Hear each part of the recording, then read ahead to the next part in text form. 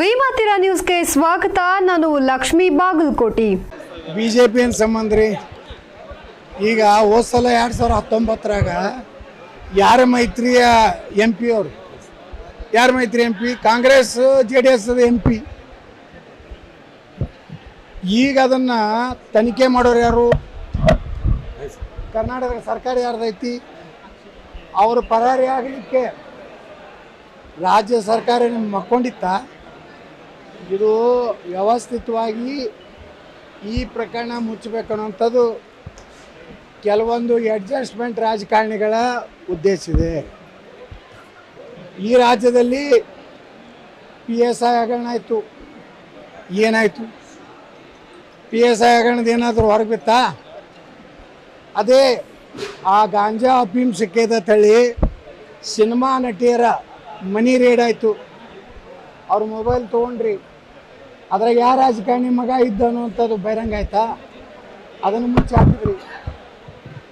ಇದೇ ಪೋಕ್ಸೋದಲ್ಲಿ 2 ಪ್ರಕರಣ ದಾಖಲೆ ಆದರೂ ಅದ್ರ ಬಗ್ಗೆ ಯಾವುದೇ ತನಿಖೆ ಆಗ್ತಾ ಇಲ್ಲ. ಸುಪ್ರೀಂ ಕೋರ್ಟ್ ಮತ್ತು ಆ ಸ್ವಾಮಿ ಒಳಗೆ ಹಾಕ್ಬೇಕಾಯ್ತು. ನೀವು ಅಡ್ಜಸ್ಟ್ಮೆಂಟ್ ಇದ್ದೀರಿ, ನೀವು ತನಿಖೆ ಮಾಡುವ ಅಧಿಕಾರ ನಿಮಗೆ ನೀಗಲಿಲ್ಲ ಅಂದ್ರೆ CBI ಕೊಡ್ರಿ.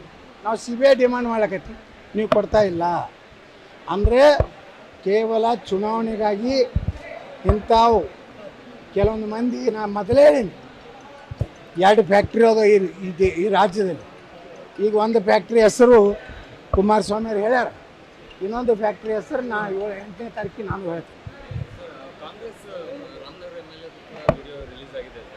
ನೋಡಿ ಸರ್, ಇದು 2 ಫ್ಯಾಕ್ಟ್ರಿಗಳು ಅದಾವ ಹೇಳೀನಿ. ಇವ್ರ ದಂಧನೇ ಅದೇ ಇದೆ. ಇವರು ಇಬ್ಬರು ಬೇರೆ ಬೇರೆ ಪಾರ್ಟಿಯಲ್ಲಿದ್ದರೂ ಅವ್ರ ಬಿಸ್ನೆಸ್ಸು CD ಬಿಸ್ನೆಸ್ಸು ಒಂದೇ ಇದೆ. ನೋಡಿ DK ಶಿವಕುಮಾರ್ ಕುಮಾರಸ್ವಾಮಿ ಏನು ಯಾಕೆ ಹೇಳಬೇಕು? ಇದನ್ನು ಬಿಡುಗಡೆ ಮಾಡಿ ಯಾರು ತಿಳಿದವ್ರು ಯಾರು? ಕುಮಾರಸ್ವಾಮಿ. ಇನ್ನೊಂದು ಪಾರ್ಟಿಯಾಗ ಅದಾರ, ಅವ್ರ ಹೆಸರು 8ನೇ ತಾರೀಕಿಗೆ ನಾನು ಹೇಳ್ತೀನಿ ಯಾಕೆ ಅನ್ನೋದು. ಇವರಿಬ್ಬರು ಹಲ್ಕ ರಾಜಕಾರಣ ಕರ್ನಾಟಕದಲ್ಲಿ ಮಾಡ್ಲಾಕತ್ತಾರ. ಇವೆರಡೂ ಕುಟುಂಬ ಕರ್ನಾಟಕದ ರಾಜಕೀಯ ವ್ಯವಸ್ಥೆನ ಹಾಳು ಮಾಡಕ್ಕೆ.